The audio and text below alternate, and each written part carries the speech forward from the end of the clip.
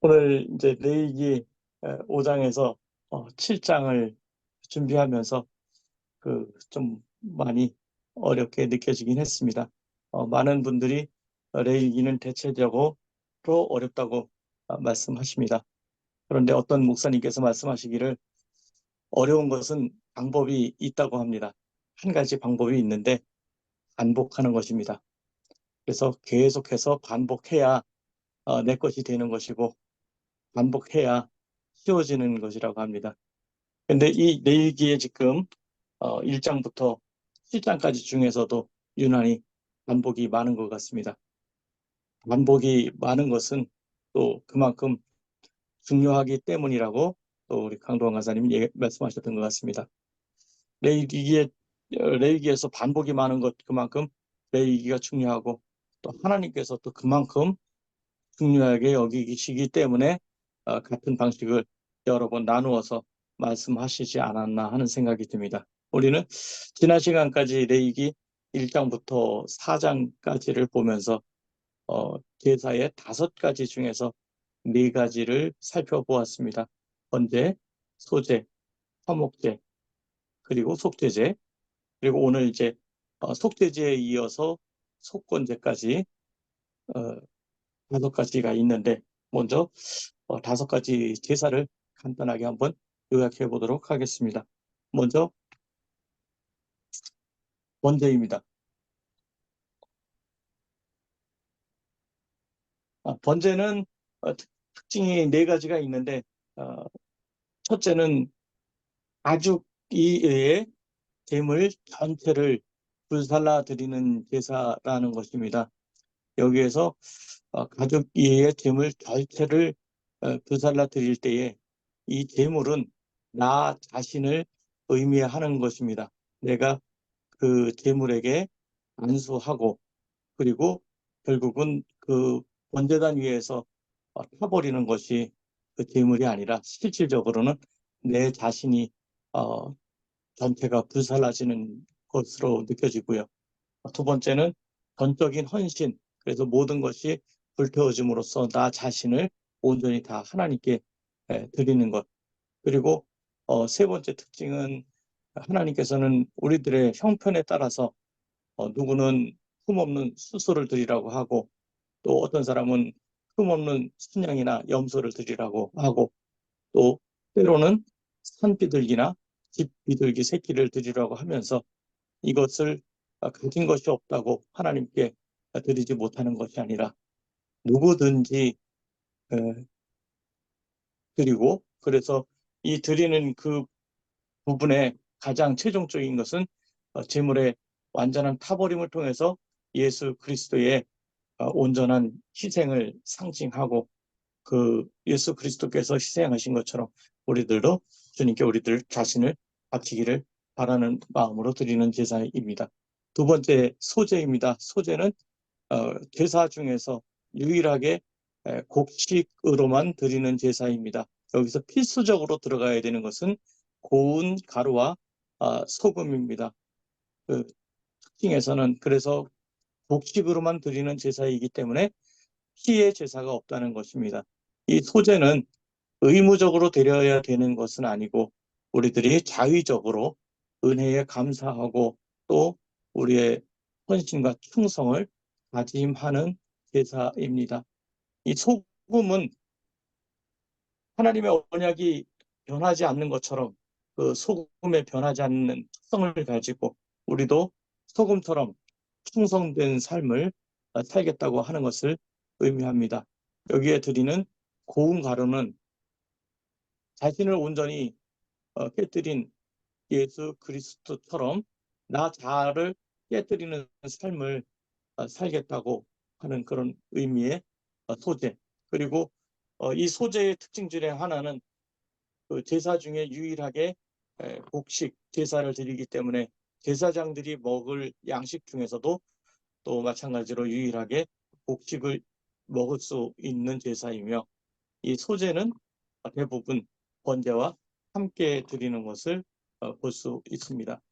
세 번째 나오는 제사는 화목제입니다. 하나님과의 제사를 드린 후 유일하게 그 제물을 하나님께 태워드리는 기름, 그리고 제사장에게 주어야 하는 목, 그리고 그 이외의 것을 제사 드린 제사자와 또 이웃들이 나누어 먹을 수 있는 제사입니다.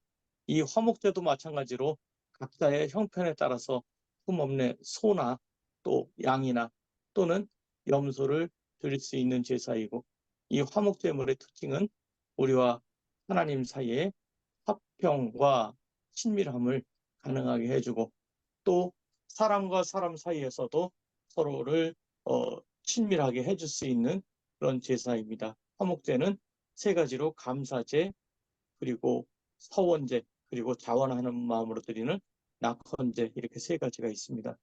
예수님께서도 우리의 화목제물이 되셨기 때문에 우리는 하나님과 사귈 수 있는 그런 기회를 주셨습니다. 그리고 4장에서 보았던 속죄제입니다. 남의 재산을 존중히 여기는 것에 근거하여 성물이나 이웃에게 피해를 입혔을 때 회복하기 위해서 드리는 제사입니다.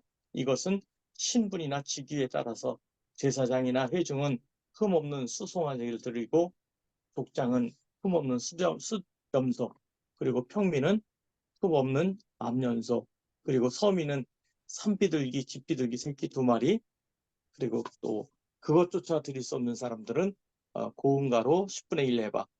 그리고 이 속죄제로 인해서 예수님의 피로 우리의 죄가 해결된다는 제사 속죄제이고, 그리고 오늘 이제 마지막으로 살펴볼 수 있는 속건제입니다. 남의 재산을 존중히 여기는 것에 근거하여 성물이나 이웃에게 피해를 입혔을 때 회복하는 제사를 말한다고 합니다. 성물의 경우에는 제사장의 제사장에게 그 범한 성물에서 20%를 더하여서 제사장에게 드리는 것이고요. 이웃의 경우에도 제사와 더불어서 내가 갚아야 하는 물건에 20%를 더해서 보상하는 제사입니다. 그리고 그 배상을 한 후에 오직 흠 없는 순양으로 속건제를 드리는 것, 이것은 예수님께서 죽으심으로써 하나님 앞에 죽음으로써 우리들의 모든 죄를 배상하였던 그런 부분들을 의미하고 있습니다. 5장부터 나오는 이제 이어서 나오는 4장에 이어서 나오는 5장 속죄 제사 어떻게 드리는가.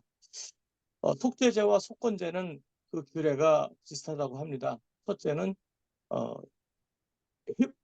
화목제와 비슷하게 기름을 태워서 불사르는 것, 그리고 제단을 비롯한 주요 성물들을 피로 씻어내고 피를 뿌리고 또 바르고 쏟음으로써 씻어내는 그런 픽을 취하는 것과 제물의 고기는 진영 밖에서 태우고, 그리고 고기는 드린 제사장이 먹는, 그러나 그 제사자는 먹을 수 없는 속죄 제사입니다.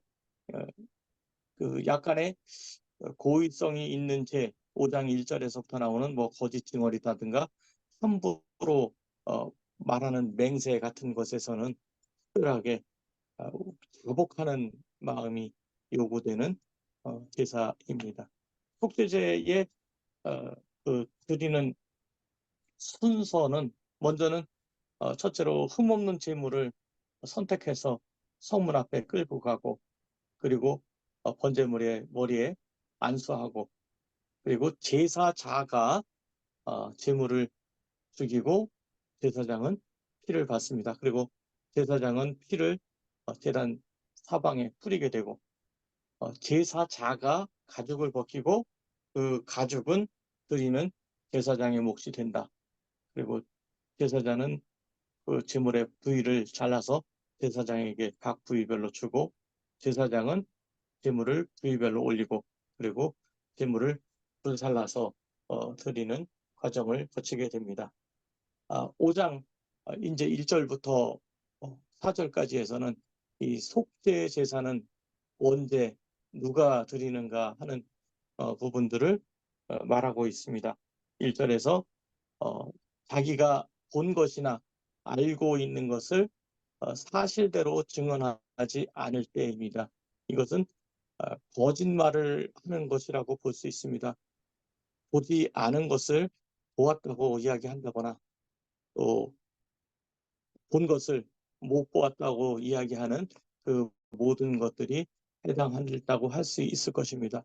우리는 때때로 선의라는 표현으로 해서 본 것을 못 본 척할 때도 있고 또 보지 못한 것을 본 것처럼 증언할 때도 있는 것 같습니다. 그러나 그렇게 선의라고 할지라도 하나님이 보실 때는 결코 선하지 않은 것 같습니다. 이럴 때 드리는 속죄 제사입니다. 또 두 번째 드려야 될 때는 부정한 짐승의 죽음이나 부정한 짐승의 죽음에 몸이 닿았을 때 그때는 그거를 고의적으로 만지지 않았다고 하더라도 부지 중에 스쳐가는 경우라도 할때라도 우리의 몸이 더러워져서 허물이 있다고 이야기합니다. 그리고 세 번째는 또 이것도 마찬가지로 고의적이 아니고 부지 중에 부정한 사람의 몸에 닿았을 때 그때도 부정한 부분에 대해서 속죄제를 드려야 한다고 설명하고 있습니다. 그리고 네 번째는 너무 성급하게 또는 충동적으로 경솔하게 맹세를 하고 그것을 지키지 않았을 때입니다. 우리는 어, 마음의 충동으로 때때로 너무 성급하게 결심하고 말하고 때로는 그것을 지키지 못할 때가 많이 있는 모습을 볼 수 있습니다. 그러나 그런 모든 것들이 하나님이 보실 때에는 결코 온전하지 못하며 그 죄를 우리들이 사해야 될 필요가 있는 것입니다. 5장 5절에서부터 13절까지의 말씀에서는 속죄 제사를 무엇으로 드리나의 연장을 볼 수 있습니다. 4장에서 우리들이 지난 시간 살펴본 것처럼 제사장과 회중은 그 흠없는 수송아지 드리고 족장은 순염소를 드리고 평민은 흠없는 암염소 또는 흠없는 암 어린 양을 드리는데 이제 5장 6절에서부터 보면은 가난한 자들을 위해서 산비둘기나 집비둘기를 드리라고 하고 그것도 안 되는 흑빈 자는 고운 가루 10분의 1 해봐 기름과 유향은 넣지 않고 속죄제를 드리라고 표현하고 있습니다. 그래서 7절에서 10절까지 어린 양을 바치는데 미치지 못하는 그런 부분들에 있는 사람들에게 산비둘기 2마리와 집비둘기 새끼 2마리를 드리라고 이야기합니다. 그래서 9절에서는 그 속죄 제물의 제물로 삼고 그래서 한 마리는 속죄 제물로 그리고 10절에서 다른 한 마리는 그 번제물을 삼아서 드리라고 이야기합니다. 고운 가루 그리고 나서 이어서 11절부터는 산비둘기나 집비둘기조차도 드리지 못하는 아주 가난한 사람들을 위해서 고운 가루 10분의 1 에바 약 2.2리터 우리 2리터 그 물병에 가득 채운 정도의 양을 고운 가루를 드리도록 하였습니다. 그러나 소제물을 드릴 때에 그 위에 기름과 유향은 놓지 말라고 말씀하십니다. 하나님께서는 이렇게 가난한 자들까지도 끝까지 배려하면서 형편에 따라서 다른 제물로 각자의 형편에 맞는 제물로 제사를 드리도록 하셨습니다. 이렇게 누구나 제사를 드리도록 하는 것은 하나님께서 누구나 그 죄를 사하는 제사를 드릴 때에는 의무적으로 드릴 수 있도록 배려해 주셨고 또 누구든지 그 제사를 드리는 자들에게는 모든 죄의 용서를 해 주시는 하나님의 넓은 은혜를 동일하게 주시는 그런 부분들을 살펴볼 수 있습니다. 그래서 하나님께서는 차별이 없이 누구나 사랑하시는 큰 사랑을 실행해 주시는 모습을 볼 수 있습니다. 속죄제가 있고 이어서 나오는 그 속건제가 있습니다. 속죄제와 속건제의 차이를 가만히 살펴보면은 일단 속죄제는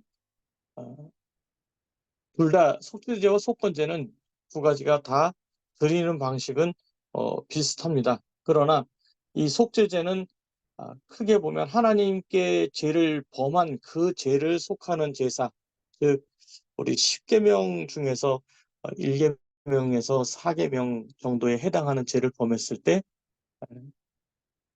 그 속죄제를 드리고, 이 속건제는 하나님 앞에 범죄했을 뿐 아니라 이웃에게도 범죄했을 때까지도 보상을 겸하는, 그래서 제사를 드리는 것을 속건제라고 합니다. 그래서 속죄제와 속건제, 속건제는 하나님 앞에 범죄했을 뿐 아니라 이웃에게도 정신적, 물질적 상처를 입혔을 때 하나님께 속죄할 뿐 아니라 이웃에게도 보상을 겸하는 제사이다, 이렇게 이야기하고 14절부터 이제 속건 제사는 어느 때에 드려야 되는가 그 자세하게 이야기하고 있습니다.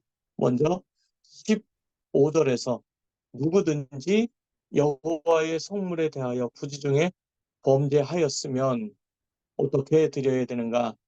보상하는 성물의 5분의 1을 더하여 제사장에게 주어야 한다고 이야기합니다. 그러면은 16절에서는 그렇게 제사할 때 제사장은 그를 위하여 속죄한즉 그가 사함을 받는다라고 표현했습니다. 이어서 17절부터 19절까지에서는 또 다른 언제 드리는가에 대한 예가 나옵니다. 여기에서는 여호와의 계명 중 하나를 부지 중에 범하여도, 계속해서 나오는 단어 중에 하나가 부지 중에인 것 같습니다. 그러니까 하나님의 계명을 어기려고 마음 먹고 어긴 것이 아니라 살아가면서 어, 어느 순간 되돌아보았을 때 이것이 잘못되었구나 하고 느끼는 그때에 드리는 제사입니다. 어떻게 무엇을 드리는가? 제사장에게 지정한 가치대로 양 중에 흠 없는 순양을 제사장에게 주라고 표현하고 있습니다. 그러면 19절에서는 이것이 속건제니 그가 여호와 앞에 참으로 잘못을 저질렀기 때문이다, 이렇게 이야기합니다. 이어서 6장에서도 계속해서 그 속건제가 이어집니다. 근데 이번에는 하나님의 성물에 대한 그 잘못을 범했을 때가 아니라 이번에는 이웃에게 잘못된 경우에 드리는 사례를 이야기합니다. 먼저는 첫째는 6장 2절에 이웃이 맡긴 물건이나 전당물을 속였을 때, 또 두 번째는 도둑질했을 때, 세 번째는 착취했을 때, 그리고 네 번째는 남의 물건을 줍고 부인하면서 거짓말할 때. 그래서 여기에서 뭐 남의 물건을 속이고 빼앗는 것은 알겠고, 착취한다는 것은 우리들이 당연히 줘야 되는 것을 주지 않는 것을 갖다가 착취라고 한다고 합니다. 우리들도 남의 누구에게인가 무언가를 주어야 할 것을 갖다가 다 주지 않고 떼어 먹으려고 하고, 응분이 줘야 될 부분들을 다 주지 않고 가만히 우리가 빼내서 내 것으로 취하려고 하는 그런 죄악을 하나님께서는 그 선하게 보지 않고 그 부분들에 대해서 회개하기를 원하시는 모습을 볼 수 있습니다. 우리가 현재의 삶을 사는 삶 중에서도 우리들이 그 여러 가지 이웃에 대해서 사랑을 실천하면서 그들을 억울하게 하는 일이 없어야 하겠다라는 생각을 하게 되었습니다. 이어서 5절과 6절에서는 또 중요한 한 가지를 이야기하고 있습니다. 5절에서 속건 제물을 드리기 전에 무엇을 해야 되는가 이야기합니다. 하나님께 제물을 바치기 전에 먼저 거짓으로 탈취한 상대방의 모든 물건을 임자에게 돌려보내라고 이야기합니다. 돌려보내되 그 본래 물건의 20%를 더하여서 돌려보내야 한다고 합니다. 그리고 나서 6절에 지정한 가치대로 양떼 중에서 흠 없는 순양을 가져다 바치라고 이야기합니다. 속죄제와 다른 것은 속죄제는 각자 개인의 형편에 따라서 드릴 수 있는 제물의 종류들이 각기 다양했다고 하면은 이 속건제는 드릴 수 있는 제물이 오직 한 가지 흠 없는 순양입니다. 이 흠 없는 순양을 또 그 성소의 세겔대로 갖다가 바친다고 하는 그 기준에서 결코 값이 싸지 않고 나름대로 많은 그런 부분들을 들여서 제사를 해야 한다고 이야기하고 있습니다. 여기에서 누가복음 19장 8절에서 삭개오의 이야기를 볼 수 있습니다. 삭개오가 서서 주께 여짜오되 주여 보시옵소서 내 소유의 절반을 가난한 자들에게 주겠사오며 만일 누구의 것을 속여서 빼앗은 일이 있으면 네 갑절이나 갚겠나이다 하고 이야기했는데 이 말씀을 보면서 저는 이 삭개오를 한번 생각해 보았습니다. 삭개오는 나름 그 시대의 부자였을 것 같습니다. 그러나 그 가진 재산의 절반을 가난한 자들에게 나누어 주면 자기 것이 절반밖에 남지 않습니다. 그런데 또 누구에게 속여서 빼앗은 것이 있다면은 그 20%를 더해서 드리는 것이 아니라 네 갑절이나 갚겠다고 이야기하는 모습을 보면서 그러면 삭개오가 가진 재산 중에 예를 들어서 8분의 1만 누구 것을 갖다 토색한 것이 있다고 하더라도 이미 자기의 전 재산을 다 주어야 하는 결과를 가지는 그런 모습을 보면서 이 삭개오도 나름대로 하나님 앞에서 정직하고 온전하게 살았구나. 그러나 자기 자신이 알지 못하는 부지 중에 누군가의 것을 착취하거나 토색하거나 하는 부분이 있으면은 후하게 그들의 마음을 풀어줄 수 있도록 풍족하게 갚겠다 하는 그런 마음을 가지고 있는 것 같습니다. 그런데 이 속건제는 속건제의 건자는 허물건자라고 이야기합니다. 그래서 허물을 덮는 속건제. 이 속건제에서 가장 중요한 것은 5절에 있는 것처럼 하나님께 드리기 전에 먼저 그 사람에게 배상하는 것. 그러면서 드는 생각은 우리들이 가끔 누구에겐가 피해를 끼치고 그리고 나서도 하나님 앞에 가서 기도하면서 하나님 내가 회개합니다. 나를 용서해 주세요라고 기도하고 또 마음속으로 하나님께서 내 죄를 다 용서해 주셨다 이렇게 하면서 나 자신만 편안하게 있는 경우들도 있음을 봅니다. 그러나 나 때문에 피해받은 그 피해자에게 내가 먼저 사과하거나 보상하지 않고 나 혼자 그렇게 편하다고 생각하는 것이 하나님의 뜻에는 결코 맞지 않는 그런 부분이라고 보여집니다. 그렇기 때문에 이 부분을 보면서 나 때문에 마음 아팠던 사람은 누구인가 한 번 더 생각해보고 내가 먼저 그분에게 가서 사과를 해야 되겠구나 하고 생각하는 시간이었습니다. 6장 8절부터 그 7장 21절까지의 말씀에서는 이제 어, 제사를 드리는 제사장들의 규례에 대해서 이야기합니다. 그래서 1장에서 5장까지 번제, 소제, 화목제, 속죄제, 속건제에 대해서 이야기를 했는데 이 6장에서 다시 한번 반복해서 또 번제를 드리는 규례, 소제를 드리는 규례, 뭐 속죄제를 드리는 규례 이렇게 하면서 반복하는 그 말씀에서는 1장에서 5장까지의 내용에서는 제사자들의 입장에서 이야기했다면은 이제 이 6장과 7장에서는 제사장들에 대해서 제사를 드리는 그런 부분들에게 세세하게 말씀하고 있는 모습을 보게 됩니다. 먼저 6장 8절에서 13절의 말씀에서는 번제를 드리는 규례에 대해서 말씀해 주시고 있습니다. 6장 9절에서 아론과 그의 자손에게 명령하고, 그래서 아론과 그의 자손 제사장들에게 명령하는 내용을 볼 수 있습니다. 첫째는 제단의 불이 꺼지지 않도록 관리하라 이야기를 했고요. 10절에서는 제사장은 세마포 긴 옷을 입고 반드시 속 바지를 입으라 이렇게 표현을 했습니다. 어떤 설명에 의하면은 이때 당시에 이방인들의 제사에서는 제사장 자체가 제사 드리는 자체가 음란한 경우가 많았던 것을 비교하면서 그렇게 이방인처럼 그렇게 제사 드리지 말라.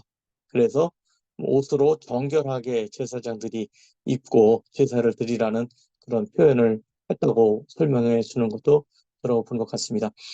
그리고 진영 밖에 나갈 때는 그 거룩한 옷, 구별된 옷을 벗고 다른 옷으로 갈아입고 나가라고 이야기하고, 네 번째로는 불은 끊임이 없이 제단 위에 피워서 꺼지지 않게 하라고 이야기합니다.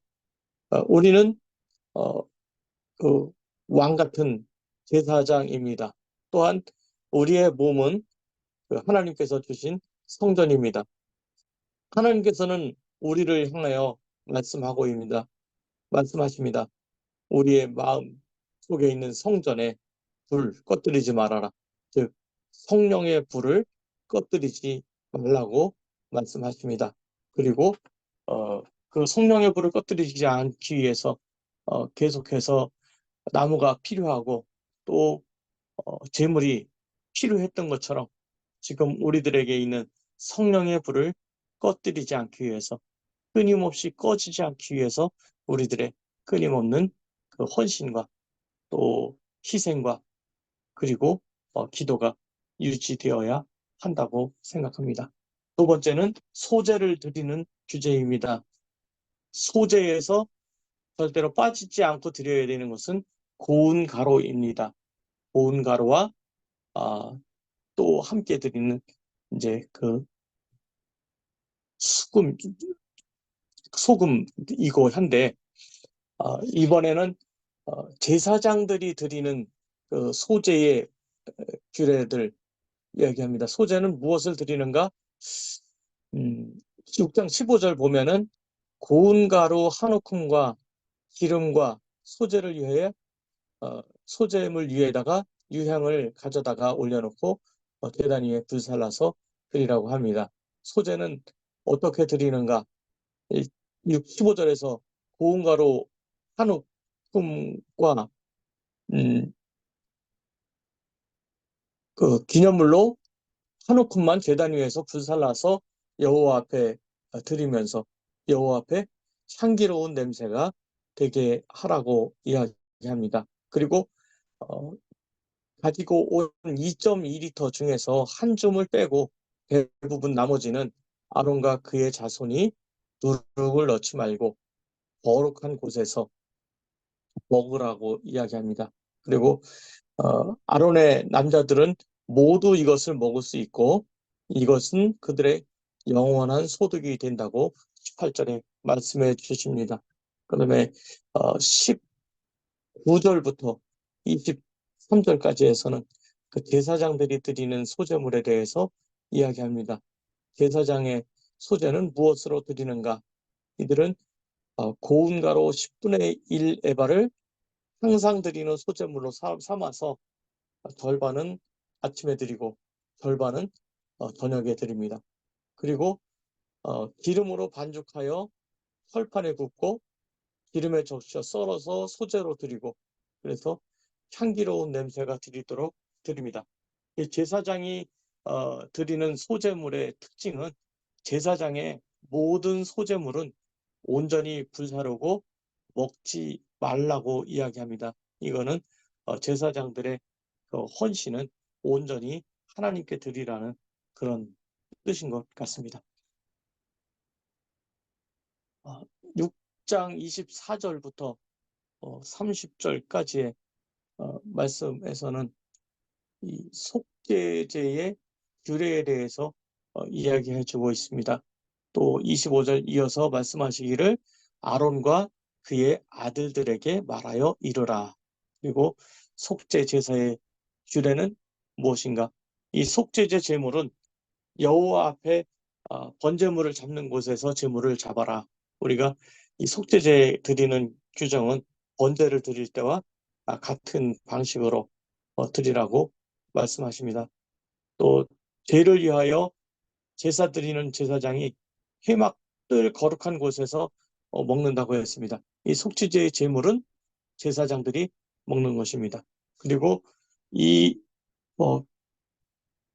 고기를 처리할 때 피 묻은 옷과 또 삶는 토기와 또 삶는 유기에 대해서 이야기하고 있습니다. 그 피가 어떤 옷에든지 묻었으면은 거룩한 곳에서 빨 것이고 토기에 삶았으면은 토기는 깨뜨리라고 했습니다. 그 토기에는 그 제물의 어, 부분이 제약이 스며들었기 때문에 그런 것으로 보여지고 고기를 유기에 삶았으면 그 그릇을 닦고 물에 씻어서 깨끗하게 유지하라고 말씀합니다. 그리고 이 성소에서 회막에 들어가서 성소에서 속죄하간 제물의 고기는 먹지 말고 모두 다 불사르라고 말씀하십니다. 이어서 속건제를 드리는 규례에 대해서 말씀하고 있습니다.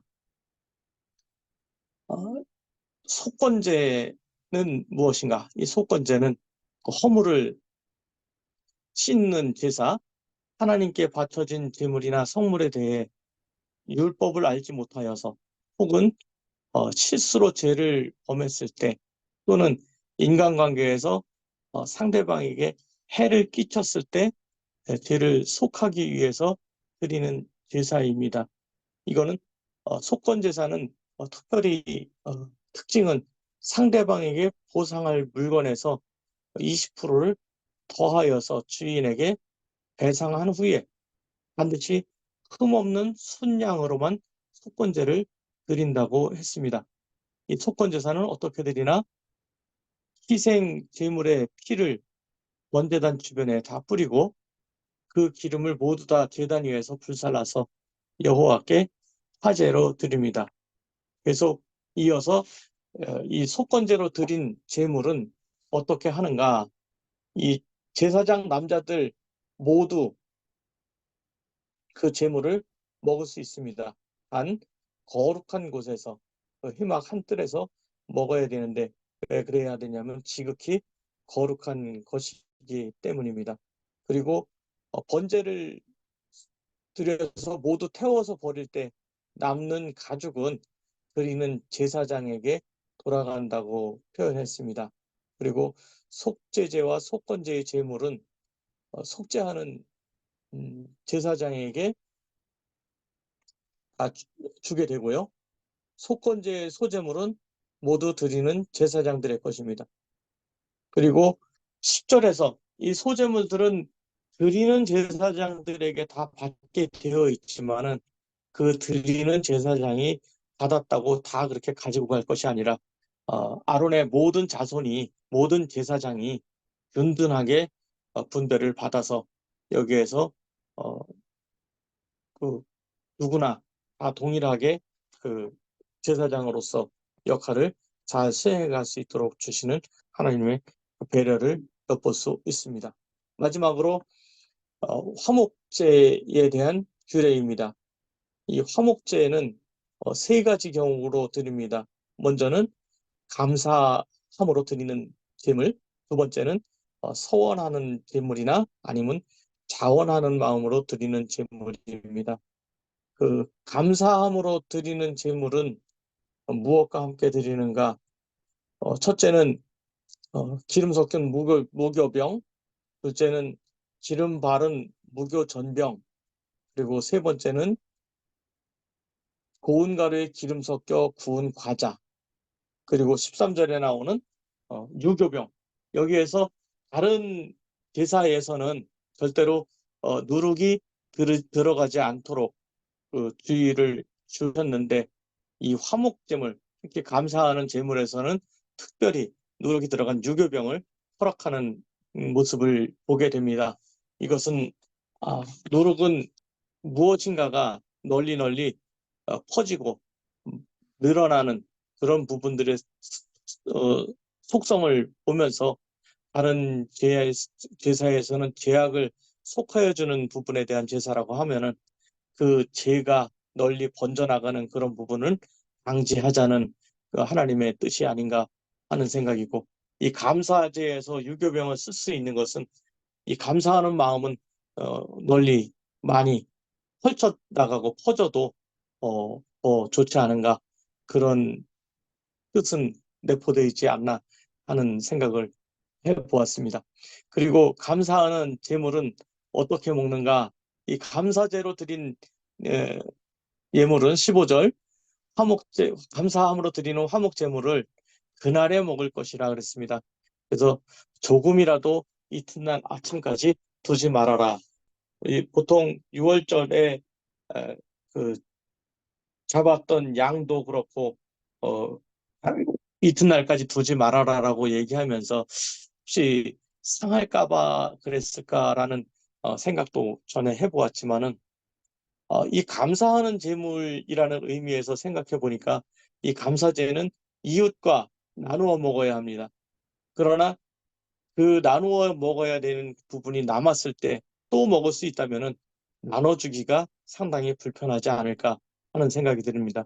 그래서 어, 아껴두었다가 내가 좀 더 먹어야지 하는 그런 생각이 들어서 그러진 않았을까 하는 생각이 들고요. 그래서 남겨두지 않고 다 먹기 위해서는 최대한 많은 이웃, 더 많은 이웃 초청하고 함께 나누면서 화평을 나누는 그런 부분들에 쓰여지기 때문은 아니었을까 하는 생각을 하게 되었습니다.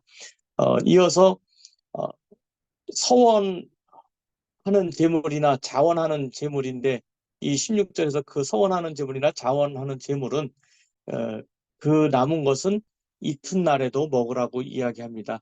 하루를 이것만은 더 먹게 했는데, 이것은 아마도 본인 스스로 서원했을 때 그 서원하는 것을 자기 스스로 한 번 더 다짐하는 마음, 또 그런 또 자원하는 그런 마음에서도 내 스스로의 마음을 되돌아보는 그런 시간을 더 주기 위한 것은 아니었을까 생각을 합니다. 그러나 그 이튿날에도 먹되 셋째 날까지 남아 있으면 불사르라.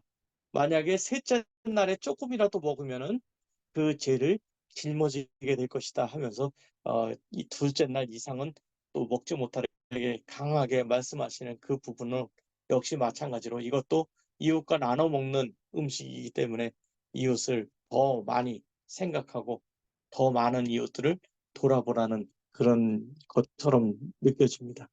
그 우리들도 이 세상에 지나가면서 누군가가 어려운 일 당하는 모습들 쳐다보면서 그냥 지나가는 모습들, 이런 것들도 어찌 보면 이 감사제에서 하지 말아야 하는 그런 일 중에 하나인 것 같습니다.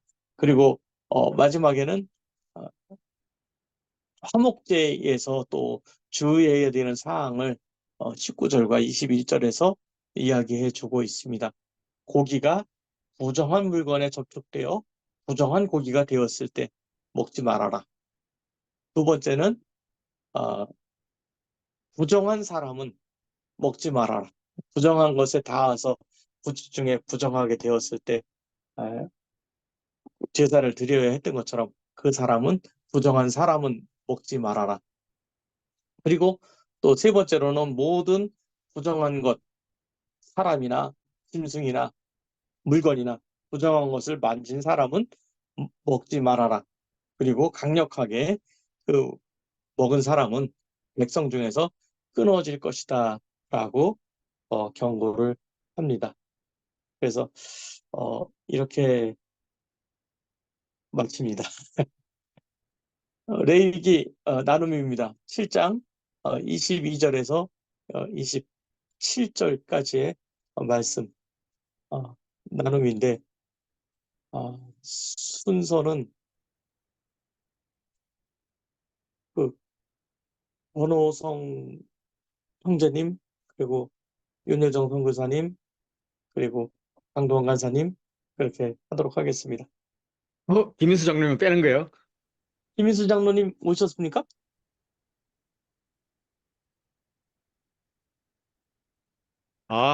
반장님을 저렇게 오셨네. 무시하는 거는 아니, 차기의 아니. 반장이 되고 싶은 그런 야망을 드러내는 거겠지?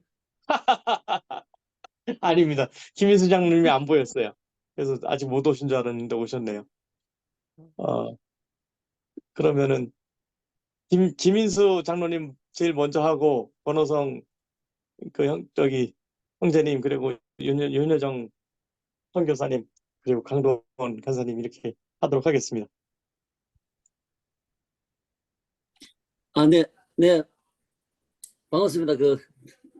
박문재 장로님 발표하는데 제가 빠질 수 없어서 빨리 갔습니다. 거기 22절에서 27절까지 이제 눈에 띄는 거는 이제 처음에는 소나 양이나 염소의 기름을 먹지 말라. 하고 이제 두 번째는 이제 죽은 거, 스스로 죽은 것이나 짐승의 찢기가 죽은 기름은 다른 데는 쓰지만은 이제 먹지 말아라. 그리고는 이제 여호와께 화제로 드리는 제물의 기름을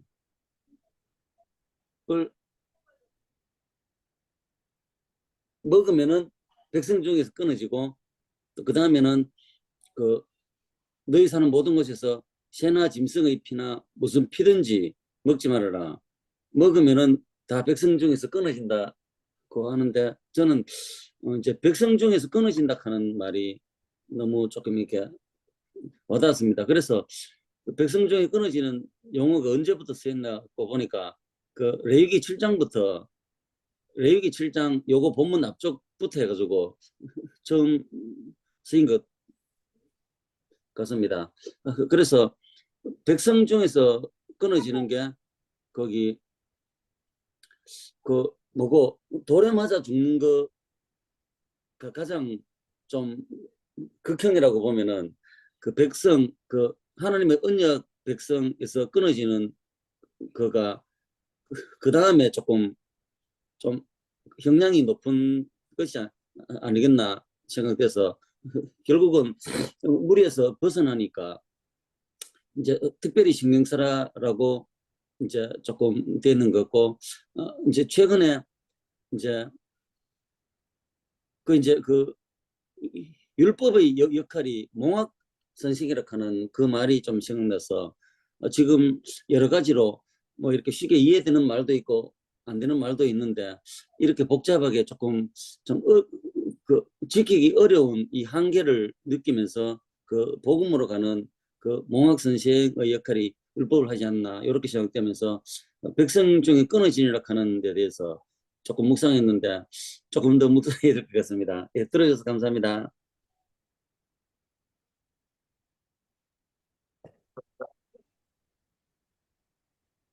그 22절부터 27절까지는 크게 두 가지로 이제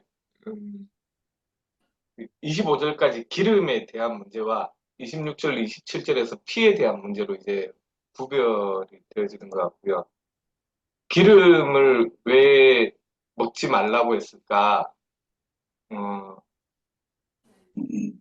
이게 그 사람들도 만약에 아마 이게 이제 이스라엘이 아닌 다른 이제 애굽이나 다른 이제 이방 민족들은 기름을 먹었을 것 같고, 자세히는 모르지만 만약에 먹었다면은 그 맛을 알았을 텐데, 내지는 이걸 불에 태워도 그 냄새가 올라올 때 굉장히 향기롭다는 걸 알 텐데 왜 그렇게 했을까라고 한다면은 이게 당시의 어떤 그 예전에 어디서 본 것 같은데, 기름은 어떤 가장 귀한 것으로서 하나님께 바쳐져야 된다는 그것을 의미하는 것 정도로 볼 수 있지 않을까 하는 생각이 들었습니다. 그래서 이것은 모든 어떤 재물이나 이런 것에 있어가지고 하나님의 그 주권, 하나님의 소유임을 나타내는 인정함으로써 드리는 어떤 그 제물 자체를 뭐 번제처럼 다 드리는 것도 있고 속죄제나 다른 속건제처럼 일부만 드리는 것도 있고 하지만 결국에 모든 어떤 주권은 하나님께 있음을 상징적으로 나타내는 것으로 볼 수 있지 않을까 좀 생각을 했었고요. 피는 생명의 상징을 의미하는 것인데 결국에 둘 다 이제 이걸 했을 때 그 어겼을 때 자기 백성 중에서 끊어지리라. 하나님의 여기에서 백성이라고 하면 하나님의 언약 백성을 의미하는 것인데 그렇다면 결국에 하나님의 언약이 하나님의 주권과 어떤 그 생명과 관련되는 것을 이야기하는 것이 아닌가라는 결국에 그 하나님의 백성으로서 언약 백성으로서 살아갈 때 가장 중요한 부분이 어떤 하나님의 주권을 인정함과 어떤 사람의 생명, 그 생명을 사랑하는 어떤 존중하는 이것이 가장 중요한 것이라고 보는 것이 아닌가라는 생각이 좀 들었습니다. 들어주셔서 감사합니다.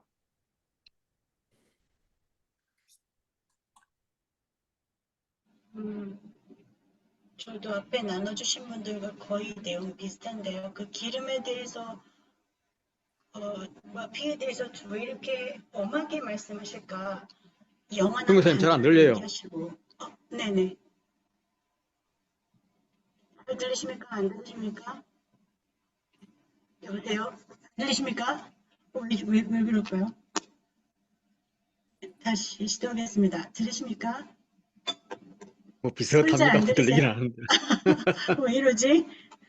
이 방향을 타나요? 이게 블루투스가 안 될 때가 됐나? 괜찮으십니까? 좀 크게 얘기해 볼게요. 네. 그래서 이 재물의 기름을 먹지 말라고 하실 때 왜 이렇게 엄격하게 얘기하셨을까? 언약 백성에게서 온전히 끊어진다라고 얘기하시는 것. 그래서 왜 이렇게 엄격하실까 생각할 때에 하나님께 온전히, 여호와께 온전히 드려야 할 것을 드리지 않고 먹는 행동이기 때문이다라고 생각하면서 요즘 우리에게, 오늘날 우리에게 온전히 드려야 할 것에 대한 의미는 무엇일까를 생각해 봤습니다. 그래서 우리가 하나님께 온전히 드려야 하는 것, 그는 어떤 하나님께 영광을 돌리는 것일 거고, 우리가 하는 일들로 인해서 그 일의 영광은 온전히 하나님의 것일 텐데, 그걸 우리가 갖고 있다면, 이것도 우리를 끊어내시지는 않겠지만, 그때 상황을 봤을 때 이렇게 엄격하게 하신 것처럼 우리 삶 가운데도 그 엄격한 잣대가 있어야 되지 않겠는가 생각했습니다. 우리의 삶 가운데 하나님이 온전히 드리기를 원하는 것이 있는데 혹시 내가 조금 이렇게 떡고물이라도 먹으려고 하는 태도가 있진 않나 이렇게 생각해보는 시간이었고요. 피도 마찬가지인 것 같은데 또 동시에 제가 이 피에 대해서 이렇게 말씀을 읽을 때 무슨 피든 먹지 말라 하면서 또 그 백성 중에서 끊어지리라 이 말을 볼 때 생각난 거는 그 성찬식 할 때 자기 몸을 돌보지 않고 그냥 먹고 마시면 그건 자기 죄를 먹는 것과 동일하다라고 신약에 말하는 장면을 생각하면서 그 구약에서 이렇게 제사할 때 하나님께 드려야 되는 피를 먹으려는 사람이 있었는지 모르겠지만 만약 그렇게 했다면 그거는 그 죄를 온전한 속죄를 위해서 태워드려야 하는 부분을 자기가 먹으니까 도로 자기 죄를 먹는 결국 이런 효과가 있었겠구나. 그 진정한 제사가 되지 못하는 그런 걸 생각하면서 오는 날 우리에게도 또 우리를 계속 돌보고 그 성찬식을 대할 때 또 주님을 묵상할 때 예배할 때 온전히 나아가기 위해서 내 안에 설렁설렁하거나 아까 말한 그런 하나님이 온전히 받으셔야 되는 걸 내가 취하려 하거나 이렇게 대충 설렁설렁 하려고 하는 것들이 굉장히 위험한 것으로 하나님이 보시는 것이다라는 걸 이 레위기가 말해주고 있구나 이런 생각을 했습니다. 들어주셔서 감사합니다. 예, 감사합니다. 스스로 죽었거나 짐승에 찢겨 죽은 고기는 다른 용도로 사용할 수 있는데 먹을 수가 없었습니다. 그래서 먹어서 안 되는 게 이제 구체적 목록으로 표기를 해보면 스스로 죽은 것의 기름, 짐승에 찢긴 것의 기름, 그리고 여호와께 화제로 드리는 제물의 기름이 됩니다. 어, 여기서 주건 짐승은 출애굽기나 신명기에 짐승 자체를 먹지 말라고 했기 때문에 기름은 뭐 먹지 말라 말을 사실 할 필요가 없었는데 강조한 것 같습니다. 화제물의 기름도 이미 3장에서 말하고 있기 때문에 필요가 없는데 그 강조하는 것은 뭐 기름이 제일 좋은 것이라면 좋은 것을 탐내지 말라, 하나님 것을 탐내지 말라 이런 의미로 보여지고, 그럼 이 기름이 이제 몽골 가서 우리 김인수 장로님께 제가 설명을 들은 거로는 몽골 소는 마블링이 없다, 기름이 없다. 그런데 이제 우리나라 소는 안 움직이기 때문에 살과 살 사이에 이렇게 기름이 있는데 그 마블링 기름도 그럼 기름인가? 먹지 말아야 되나? 예, 근데 학자들은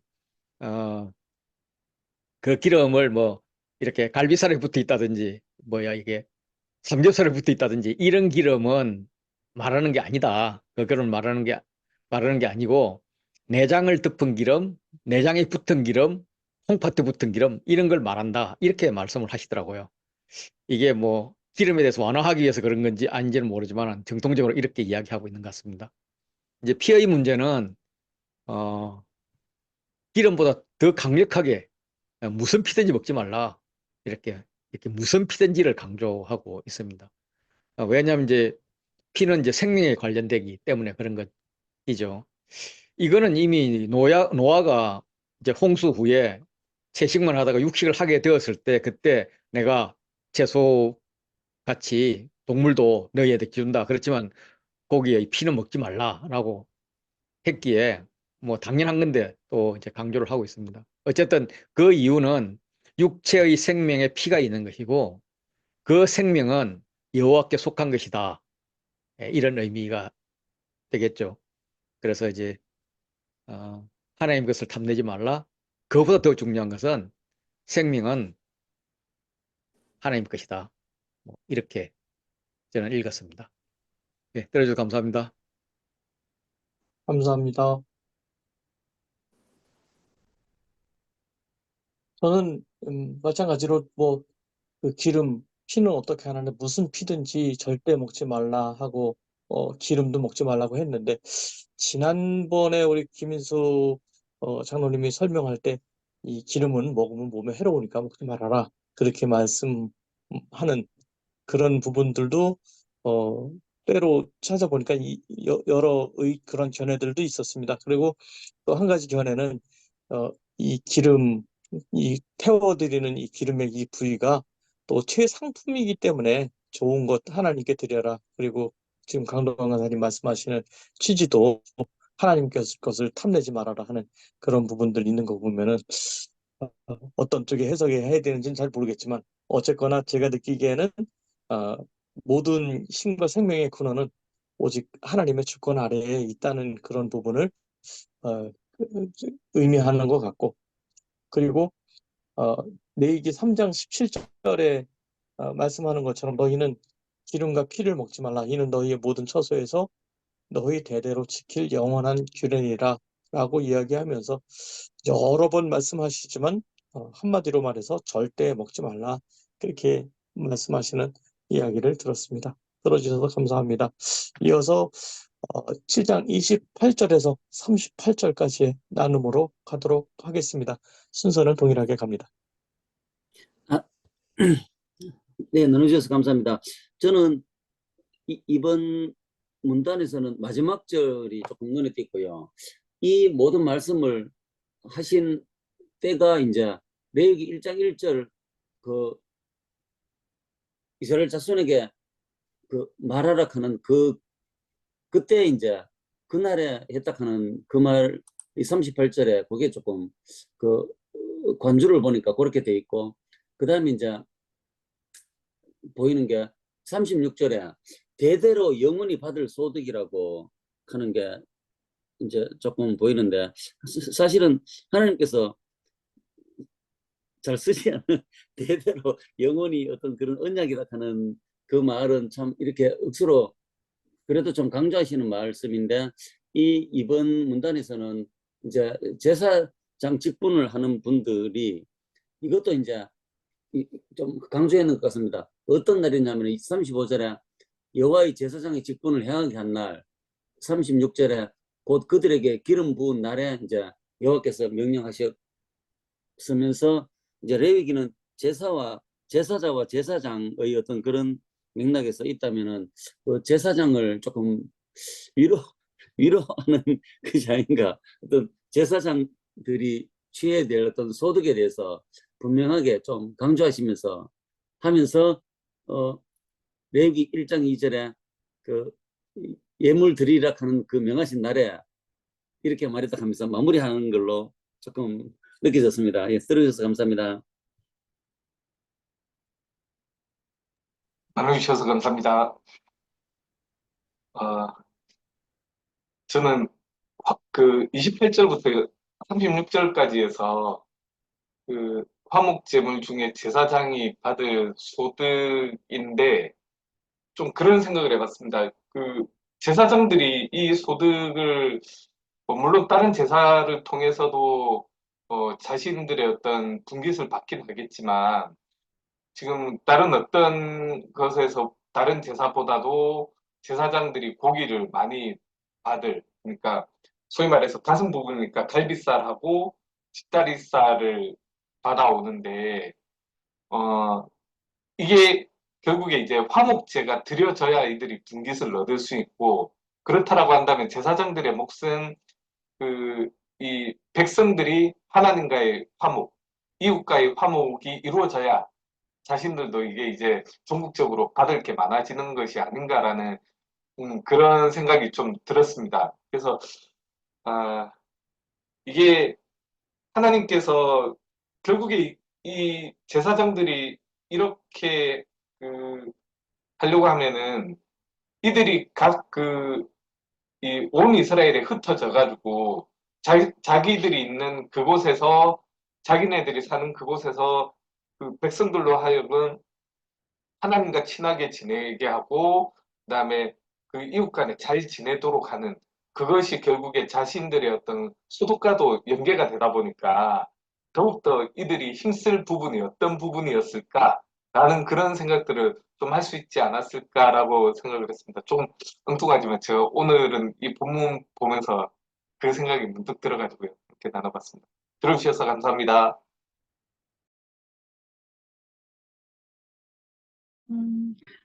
저는 그러니까 요제로 드린 것을 누가 집전하는지와 상관없이 아론과 그 자손들의 공동 소유다라고 말씀해 주시고, 또 거제로 드린 제물은 그 집전한 자가 자기 소유로 삼게 하는 집전한 제사장 그 개인의 소유가 된다, 이렇게 보장해 놓으시는 내용을 보면서 특별히 35절, 36절에 이것을 이제 화제물 중에서 아론에게 돌릴 것과 그 아이들에게 돌릴 것에 대해서 여호와께서 명령하신 그것은 언제냐면 그들에게 기름 부은 날에 이걸 명령하셨다라는 부분이 나오는 거예요. 그래서 아론과 제사장을 임명하실 때에 이미 그들의 생계를 보장할 방법도 그날 같이 정해 주시는 것, 그 내용을 보면서 말씀하시길 이는 대대로 영원히 받을 소득이니라라고 보장하시는 부분, 이 부분에 대해서 되게 감사했어요. 왜냐하면 이제 풀타임 워커에 대해서, 그러니까 전임 사역자에 대해서 임명하시는 날 그걸 온전히 생계를 보장해 주시는 거라서, 저희 이제 와이머들은 다 페이스 미션이니까 지금 여기 계신 분들 이제 장로님과 성재님과 다들 이제 잡이 있으시고 돈을 버시는 상황이잖아요.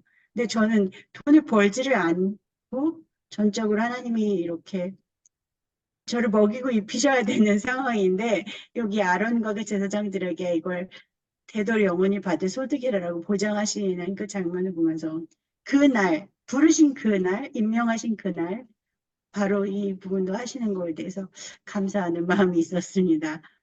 그리고 맨 마지막에 37절에 보니까 이는 번제, 소제, 속제제, 속건제, 위임식, 화목제의 규례라 라고 되어 있는데, 앞에 위임식 얘기가 없어요. 사실은 위임식 얘기는 이제 출애굽기 29장에 얘기한 것밖에 없어서 뭐를 여기서 이 레위기의 1장에서 7장 사이에는 위임식 얘기가 딱히 없는데 뭘로 이 위임식 얘기라라고 맺는 말을 했을까라고 생각했을 때 유일하게 비슷한 거는 아까 이제 박훈재 장로님 말씀해 주신 제사장된 자가 드리는 소재에 대한 부분 굳이 따지자면 그거 조금 언급된 것밖에 없어서 그 얘기를 하는 건가 이런 생각을 했습니다.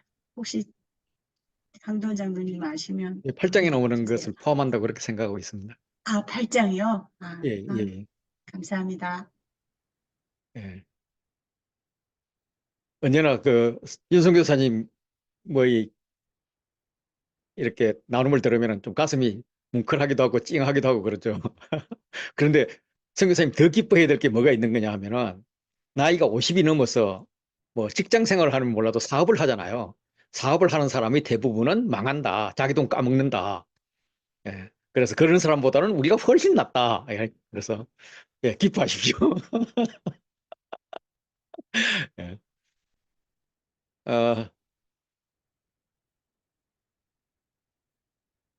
일단 그 눈에 확 들어오는 게 30절 보면 여호와의 화제물은 그 사람이 자기 손으로 가져올지니라고 하고 있습니다.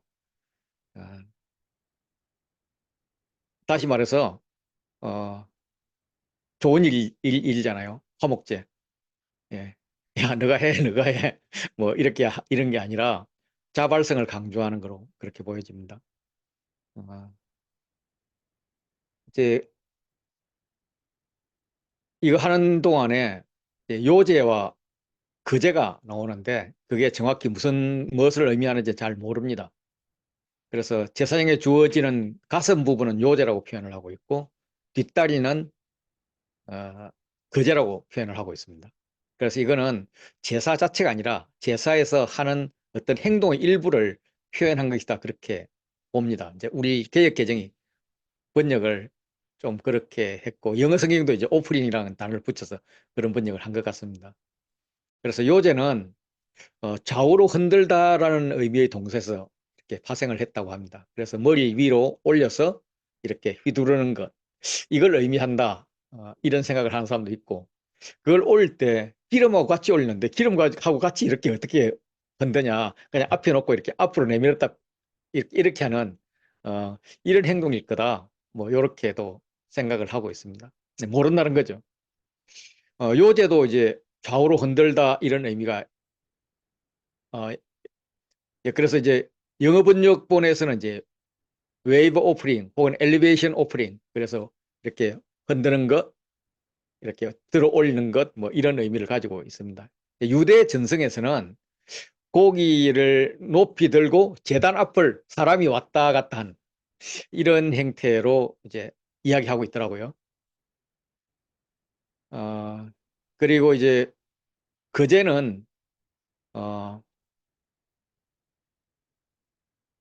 이제 묵은 고기를 들어 올리는 동작입니다. 그래서 아래에서 위로 올렸다, 내렸다 이렇게 흔든 다음에 드리는 제사라고도 말을 하고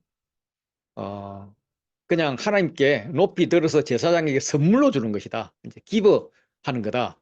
이렇게 묘사한 것으로 그렇게 봅니다. 어쨌든 화목제물의 기름은 여호와의 몫이고 가슴과 뒷다리는 제사장 몫이다. 나머지 고기는 제사자가 먹는다. 이게 이제 정리되는 건데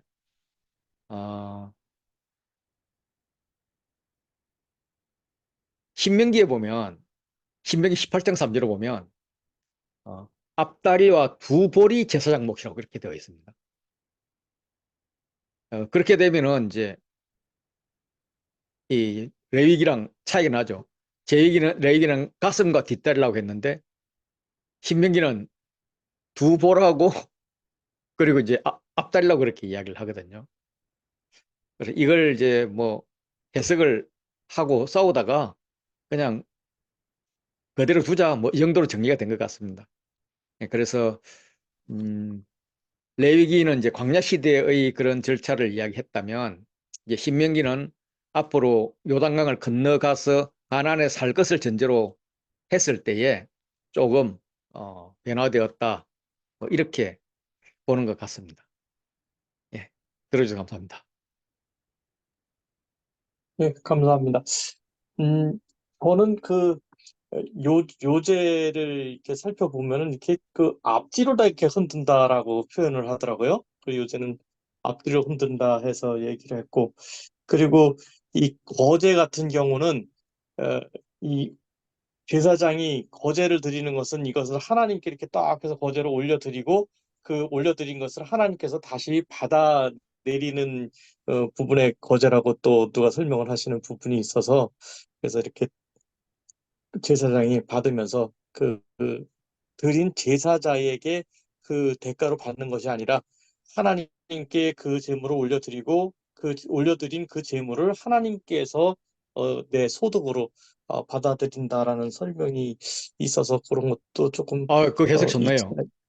있는 것 같다라는 그 생각이 좀 예. 들긴 제가 했었습니다. 들어본 해석 중에서 제일 그럴듯하네요. 그리고 여기 이제 나오는 그 제목은 저도 그 번제, 소제, 속죄제, 속건제 위임식 했는데 위임식이 원래 제가 처음에 받았을 때 5장, 6장, 7장, 8장이었는데 8장이 그 위임식 내용이 나와가지고 그래서 그 위임식까지 포함해가지고 규례를 지금 만들어내고 그리고 요 설명 끝나고 나면 이제 그 제사장들에 대한 그 위임식과 함께 또 하나님께서 영광 받으시는 모습 그리고 마지막으로 그 제사장이 제대로 안 드렸을 때 받는 뭐죠? 그 아론의 두 아들의 죽음 같은 그런 부분들을 이제 교훈 삼아서 뒷이야기로 나오면서 이야기하고 지금 이 부분은 어쨌든 제사장 위임식이 다 끝나고 난 다음에 받았다는 그 말씀으로 보여졌을 때 순서상으로는 7장, 8장 그 관계가 없는 것 같고 제사의 규례를 설명하기 위해서 1장부터 7장까지를 먼저 설명해 준 것 아닌가 이제 그 생각이 살짝 듭니다. 그리고 여기서 저도 느꼈던 것은 화목제물 중에서 그 흔든 가슴과 든 뒷다리를 가져다가 그러니까 흔든 가슴 요제, 든 뒷다리 거제 요걸 가지고 제사장에게 그 분깃으로 주고 또 그 분깃이 그냥 일정 기간 동안에 있는 것이 아니라 영원한 규례로다 삼겨주시면서 그래서 이 레위 족속들 특히 제사장들에게도 생계를 마련해 주시는 그 하나님의 그 은혜가 있지 않았나 하는 생각을 해보았습니다. 들어주셔서 감사합니다. 감사합니다.